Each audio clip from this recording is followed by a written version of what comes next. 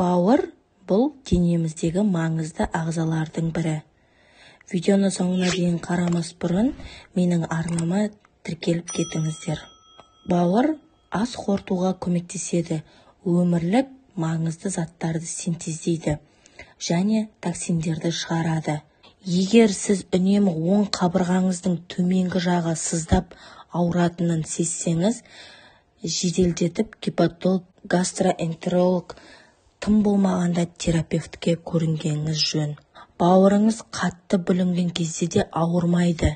Себебі оның құрамында ауырсыну рецепторлары жоқ. Әдетте ауырсыну немесе шаншу ауыру өте асқынған кезде ғана болады. Ондай жағдайда бауыр іседі, үлкейеді, өзін қоршап тұрған капсула қабығына қысым көрсете бастайды.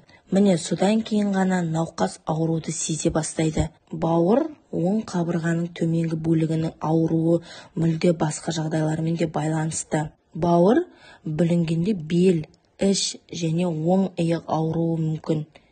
Кейде тіпті ауырсыну сезімі мүлде болмайды.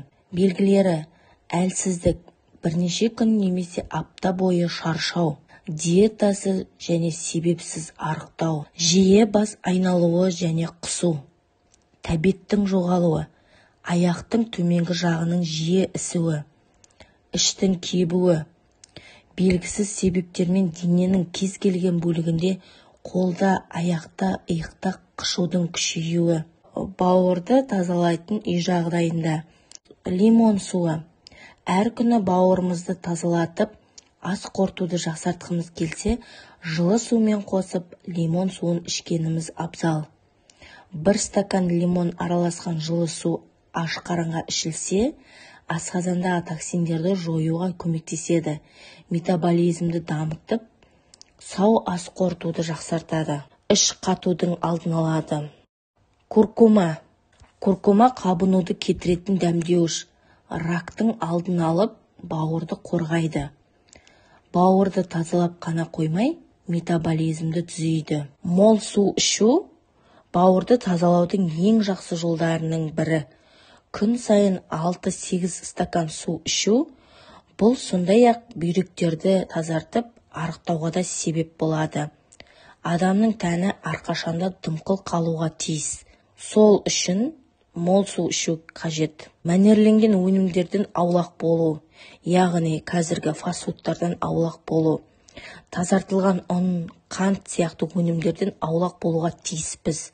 Себебі бұндай өнімдер тікелей бауырды майландырады, әрі холестеринге толтырады. Бұндай тамақтарды көп тұтыну адамның қарнына, санына, жауырына май топтастырады. Бақбақ түбірі. Бауырды тазалауға шипасы мол өсімдіктердің бірі бақбақ тамыры.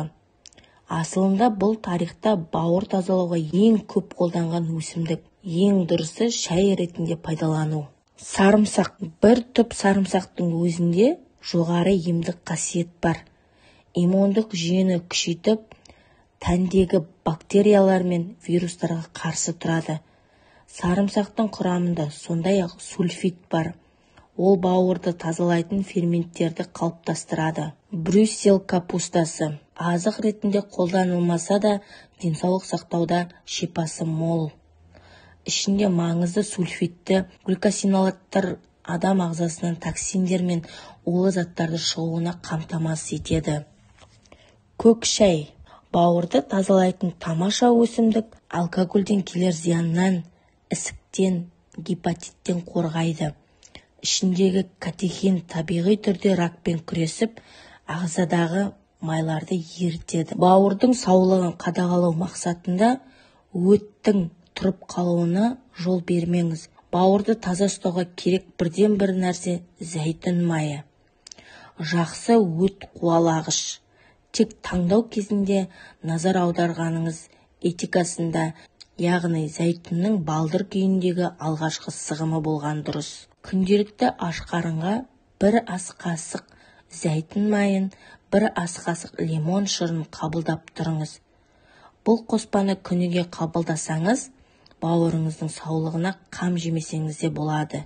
Достар, менің видеомды жібермес үшін Менің арнама тіркеліп, лайк басып, пікірлеріңізді қалдырып кетіңіздер. Келесі видеода кездескенше.